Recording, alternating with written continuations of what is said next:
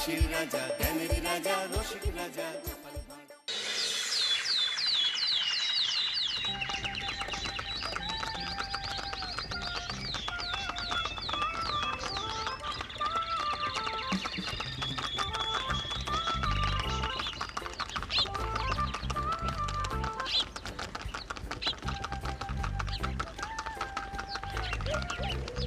অনেক দিন পর বেশ লাগছে বন ভ্রমণ।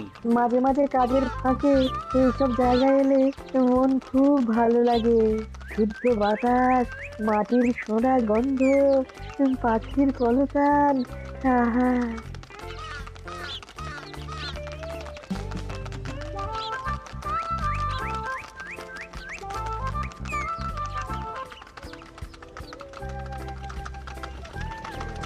মহারাজের রথ থামছে।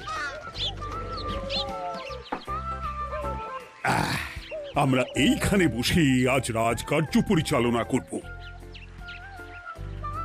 মন্ত্রী, তুমি ঝটপট এখানে বসার বন্দোবস্ত করে দাও। আমি এক্ষুনি ব্যবস্থা করে দিচ্ছি মহারাজ। এই এখানেই আমাদের বসার জন্য ছাউনি করে দাও। এক্ষুনি করে দিচ্ছি মন্ত্রী মশাই।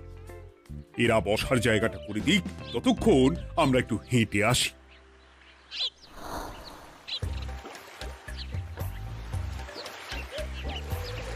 সকালবেলা হাঁটা শরীরের পক্ষে খুব ভালো মহারাজ।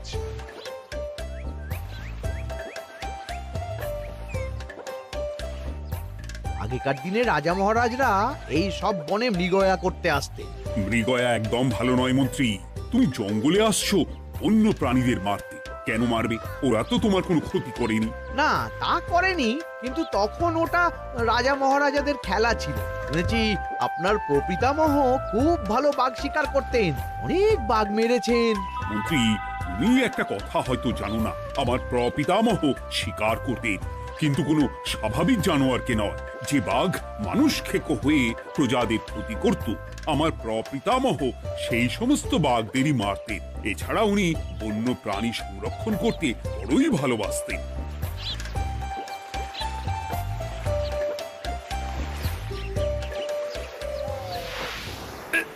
উফ, এটা আবার কি? এই এটা আবার কোথা থেকে উড়ে এলো? কোথাও তো ঝড় হাওয়া কিছুই নেই।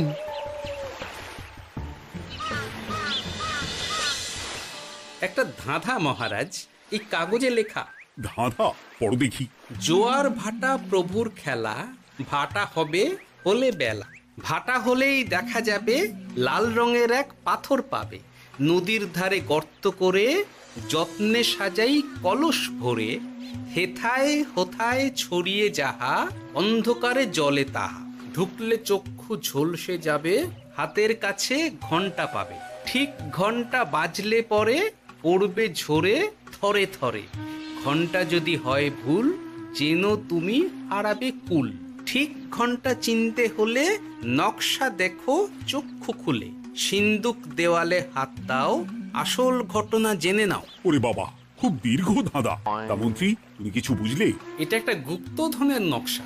এর মধ্যে গুপ্তধন কোথায় আছে তার একটা ধারণা দেওয়া আছে। গুপ্তধন? ওটা আমাকে পেতেই হবে, পেতেই হবে। দেখি দেখি একবার কাগজটা দাও। গোপাল, কাগজটা আগে আমার হাতে দাও, দেখি ভালো করে। এখন নদীতে জোয়ার চলছে গোপাল। একটু পরেই ভাটা শুরু হবে। হ্যাঁ, ভাটা না হলে কিচ্ছু বোঝা যাবে না। এখানে স্পষ্ট লেখা আছে, ভাটা হলেই দেখা যাবে লাল রঙের এক পাথর পাবে। তার মানে আমাদের ভাটা হওয়া পর্যন্ত অপেক্ষা করতে হবে। না, সময় নষ্ট না করে ধাঁধাটার সমাধান করতে শুরু করি। ভাটা হলে একটা লাল রঙের পাথর দেখা যাবে, এই পর্যন্ত পরিষ্কার আছে। বুঝতে হবে ওর পর থেকে। পড়ো গোপাল, চলো আমরা সবাই বুদ্ধি লাগাই। নদীর ধারে গর্ত করে যত্নে সাজাই কলস ভরে। এটার অর্থ, ধাঁধাটা মাথায় বসিয়ে নিয়েছি, এবার কে কি বলবে সেটা শুনতে হবে। চলো গোপাল, আমরা ধাঁধা যেমন যেমন বলেছি তেমন তেমন ভাবেই চলি। চলুন মহারাজ, এখন আমাদের দেখতে হবে লাল পাথর। কোথায় আছে লাল পাথর? চলো চলো সবাই, চোখ কান খুলে আমরা নদীর পাড় ধরে হাঁটি। আমি একটু তফাতে হাঁটি। গুপ্তধন আমাকে একা পেতে হবে। ভাটা হলেই দেখা যাবে লাল রঙের এক পাথর পাবে। আমাকে চোখ কান খোলা রাখতে হবে। লাল পাথর, নদীর চড়ায় লাল পাথর দেখতে হবে। লাল পাথর, লাল পাথর। ওটা কি? এই তো লাল পাথর, লাল পাথর। ওরা অনেকটা এগিয়ে গেছে, ওদের আমার দিকে নজর নেই। এই সুযোগ, এই সুযোগ, একা একা গুপ্তধন নিয়ে পালাবো।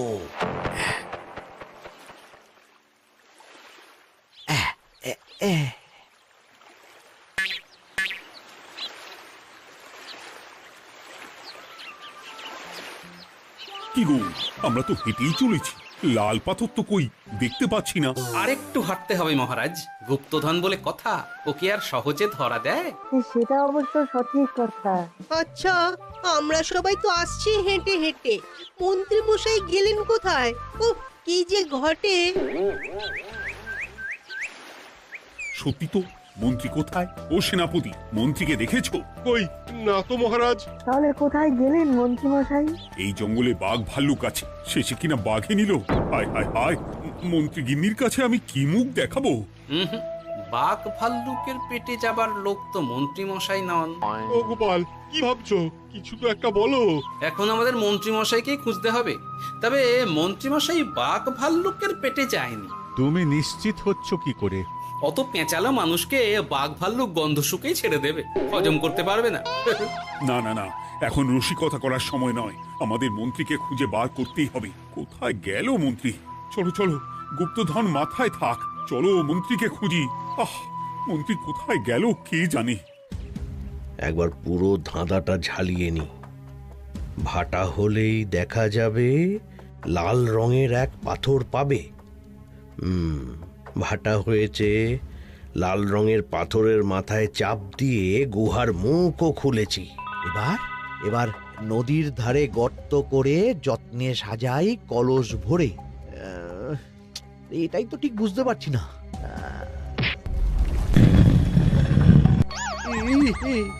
এই রে, এবার কি হবে? হ্যাঁ মহারাজ, কোথাও একটা আওয়াজ হলো। এই, আওয়াজটা কোন দিক থেকে হলো? চলুন সামনে এগিয়ে যাই। আমার মনে হয় আওয়াজটা সামনের দিক থেকে এলো। আমারও তাই মনে হলো। তবে কি মন্ত্রী মশাই লাল পাথরের হদিশ পেয়ে গেছেন? আমাদের চোখে পড়লো না, অথচ মন্ত্রী মশাইয়ের চোখে পড়ে গেল। আসলে আমরা কথা বলতে বলতে গেছি, তাই নজরে পড়েনি। মন্ত্রী মশাই একা একা আমাদের পেছন পেছন আসছিলেন। উনি ইচ্ছে করেই আমাদের পেছনে পেছনে আসছিলেন। নিজে একা গুপ্তধন নিয়ে যেতে চেয়েছিলেন, এখন কোথায় আছেন কে জানে।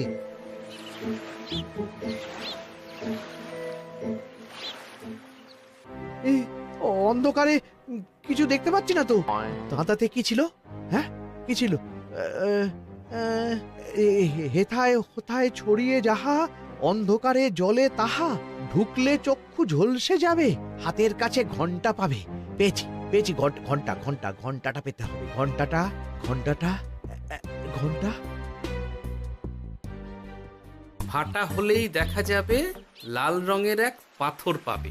নদীর ধারে গর্ত করে যত্নে সাজাই কলস ভরে, হেথায় হোথায় ছড়িয়ে যাহা, অন্ধকারে জলে তাহা, ঢুকলে চক্ষু ঝলসে যাবে, হাতের কাছে ঘন্টা পাবে। ঠিক ঘন্টা বাজলে পরে পড়বে ঝরে থরে থরে, ঘন্টা যদি হয় ভুল যেন তুমি হারাবে কুল। ঠিক ঘন্টা চিনতে হলে নকশা দেখো চক্ষু খুলে, সিন্দুক দেওয়ালে হাত দাও, আসল ঘটনা জেনে না। এবারে ভালো করে ঠান্ডা মাথায় ভাবতে হবে। ভাটা হলেই দেখা যাবে লাল রঙের এক পাথর পাবে। সেই লাল পাথরটাই তো খুঁজে পাওয়া যাচ্ছে না, অথচ মন্ত্রী মশাই খুঁজে পেলেন। আওয়াজটা কোথা থেকে আসছিল? এই কাছে পিঠে এই কোথা থেকে আওয়াজটা আসছিল।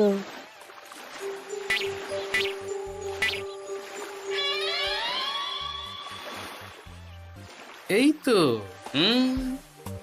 এটাই মনে হয় সেই লাল পাথর। একটু নাড়িয়ে চাড়িয়ে দেখি তো কিছু হয় কিনা।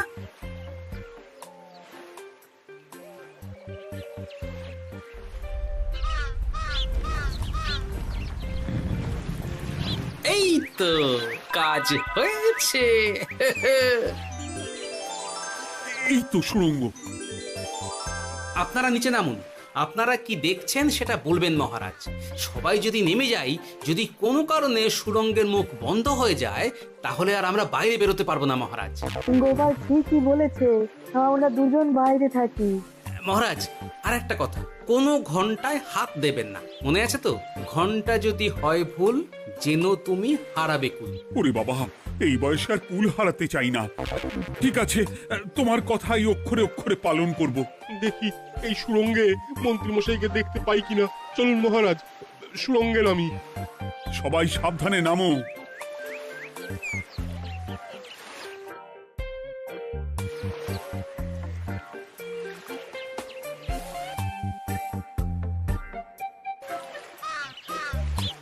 মহারাজ, ওখানে কি কি দেখতে পাচ্ছেন? ওখানে কি মন্ত্রী মশাই আছেন? না গোপাল, মন্ত্রীকে এখনো দেখতে পাইনি। শুধু আমি এখানে অজস্র পাথর দেখতে পাচ্ছি। পাথরে পাথরে ছয় লাভ, ছোট বড় অজস্র। পাথরগুলো বড় অদ্ভুত, কিরকম কিরকম মানুষ মানুষ গড়ন। লম্বা বেটে হরেক রকম। মানুষ মানুষ গরম, সেটা কি রকম? আর কিছু? কোনো কলসি কি দেখতে পাচ্ছেন? কলসি তো দেখতে পাচ্ছি না। মহারাজ, কলসি থাকতেই হবে, কারণ ধাঁধায় লেখা আছে, নদীর ধারে যত্ন করে যত্নে সাজাই কলস ভরে। গর্তটা আসলে হলো সুড়ঙ্গ, কিন্তু কলস।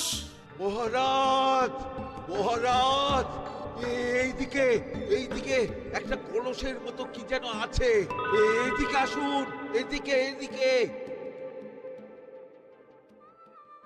হ্যাঁ গোপাল, দেখতে পেয়েছি।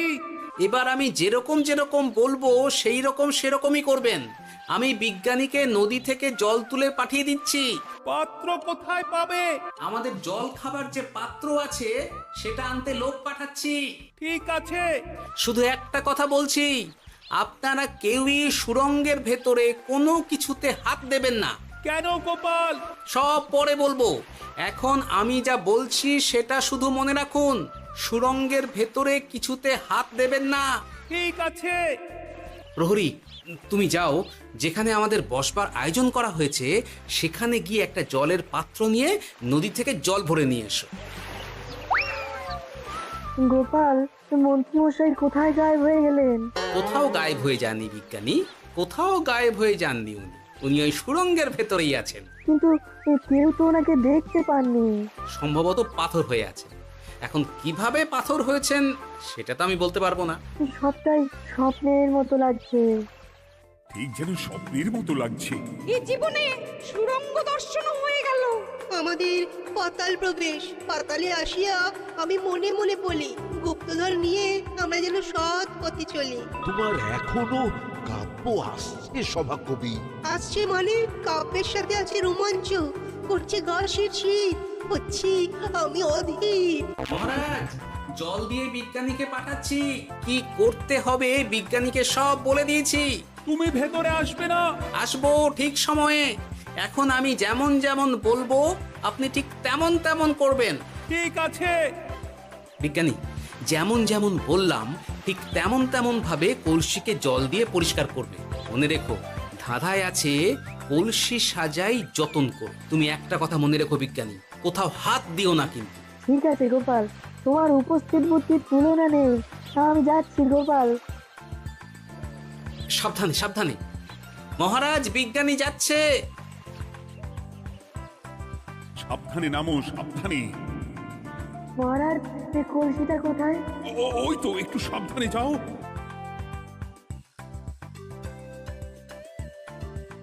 বিজ্ঞানী, কলসির দেখা পেয়েছো? পেয়েছি পেয়েছি পেয়েছি। এবারে কলসিটাকে ভালো করে জল দিয়ে ধুয়ে দাও। কলসির আলোয় সুড়ঙ্গ আলোকিত গোপাল। এরপর কি? ভালো করে দেখুন মহারাজ, কোথাও ঘন্টা দেখতে পাচ্ছেন কিনা। ঘন্টা? একটা তো নয়, সার সার ঘন্টা, অনেকগুলো ঘন্টা। সাবধান, ঘন্টায় হাত দেবেন না, শুধু দেখুন।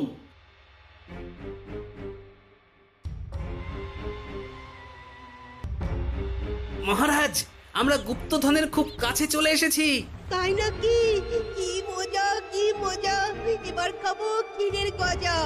আহ সভা কবি, চুপ করো, এখনো আমরা গুপ্তধন পাইনি।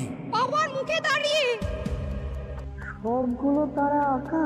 বিজ্ঞানী, কোনো ঘন্টায় চাঁদের নকশা করা আছে কি? একটু দেখে বলো না। আমি আতস কাজ নিয়েই দেখছি, সব ঘন্টাতেই তারা আঁকা। খবরদার, কোনো ঘন্টাকেই ছোঁবে না। ঠিক আছে, কোনো কিছু না ছুঁয়ে আমি দেখছি। পেয়েছি গোপাল, চাঁদ আঁকার ঘন্টা পেয়েছি। ওই ঘন্টাটা বাজাও, বাজাও।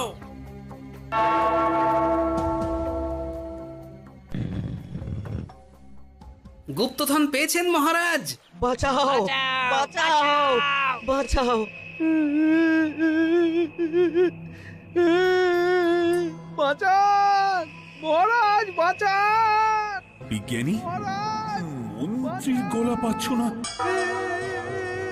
মহারাজ, আমি পাথর হয়ে আছি, আমাকে মানুষ করুন মহারাজ। তুমি তো মানুষই ছিলে, হঠাৎ করে পাথর হলি কেন? মহারাজ, গুপ্তধন পেয়েছেন? পেয়েছি, তার সাথে মন্ত্রীকেও পেয়েছি। মন্ত্রী এইখানে কোথাও পাথর হয়ে দাঁড়িয়ে আছে। দাঁড়ান মহারাজ, এবার আসছি। সাবধানে এসো। আমি ভেতরে যাচ্ছি, বুঝলে? যদি কোনো কারণে দেখো পাথরটা গুহার মুখটা আটকে দিয়েছে, অমনি তোমাদের কাজ হলো পাথরটাকে ছুঁয়ে ফেলা, বুঝলে? ঠিক আছে গোপাল দাদা। আমার মনে হয় বিপদ আর কিছু ঘটবে না, তবুও সাবধানের তো মান নেই। ঠিক আছে, তুমি নিশ্চিন্তে ভেতরে যাও। বাঁচাও, আমাদের বাঁচাও, আমাদের সবাইকে মানুষ করুন। আমাকে মানুষ করুন মহারাজ। আপনাকে তো মানুষ করা হবে মন্ত্রী মশাই। আগে বলুন, আপনি পাথর হলেন কি করে? ও, মনে পড়েছে, ধারার শেষ লাইন, সিন্দুক দেওয়ালে হাত দাও, আসল খবর জেনে নাও। সত্যি গোপাল, তুমি না থাকলে এই এত কিছু আমাদের সবার কাছে অজানাই থেকে যেত।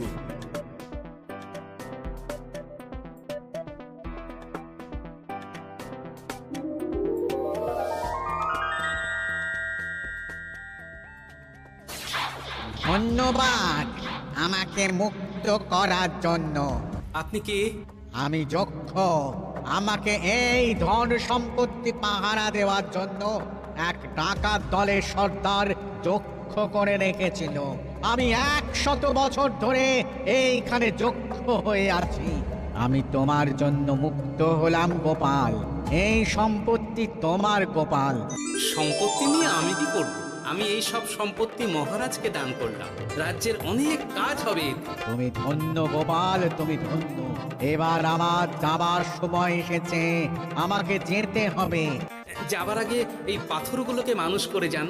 এরা সব লোভী।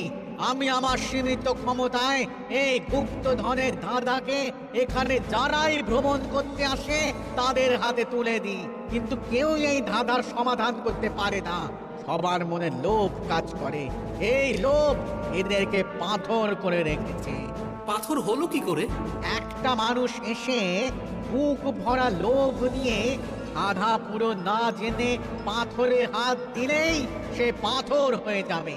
আমাদের ভুল হয়েছে, আর লোভ করব না। আমাদের বাঁচাও।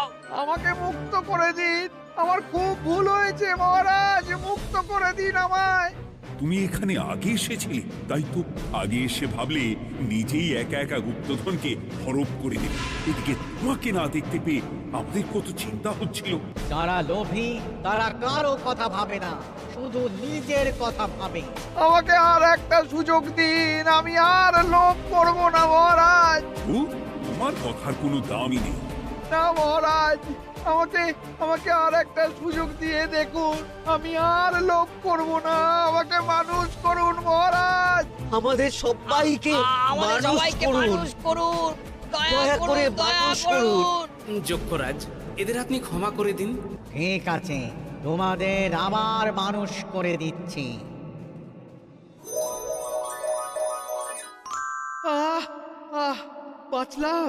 বাঁচলাম। এই রকম বারবার বাঁচা যাবে না, কিন্তু এবার সাপ ব্যাং যাই হবে না কেন ওইভাবেই থাকতে হবে, এই আমি বলে দিলাম। এবার আমার মুক্তি। মুক্তি নেবার আগে আরেকটা প্রশ্ন, যে ডাকাত সর্দার তার সম্পত্তিকে রাখার জন্য আপনাকে যক্ষ বানিয়েছিল, যে সম্পত্তি তো তাদের, আমরা তো নিতে পারি না। লোভ বড় খারাপ গোপাল, অতিরিক্ত লোভ মানুষকে পশু করে দেয়। ওই ডাকাত দল এই সম্পত্তির জন্যে সবাই কাটাকাটি করে মরে গেছে, কেউ আর বেঁচে নেই। সুতরাং এই সম্পত্তিতে তোমার অধিকার আছে, এই সম্পত্তি তুমি গ্রহণ করো। নিলাম আমি, কিন্তু এই সম্পত্তি মহারাজকে আমি দান করলাম। ডাকাত দল জনগণের সম্পদকে লুঠেই তো সম্পত্তি বানিয়েছে, তাই আমি জনগণের কাজে লাগবার জন্যই এই সম্পত্তি মহারাজকে দিলাম। গোপাল, তোমার জয় হোক। এবার তাহলে আমি যাই, তোমরা সবাই সুখে থেকো আর ভালো থেকো। গোপাল, তোমার তুলনা হয় না। তোমার ঋণ আমি কোনোদিন শোধ করতে পারবো না। তুমি কৃষ্ণনগরের জন্য যা করলে তা ইতিহাসে লেখা থাকবে। না মহারাজ, আমি এমন কিছু করিনি, এই কাজ সবাই করবে। জয় গোপালের জয়, জয় গোপালের জয়, জয় কৃষ্ণনগরের জয়।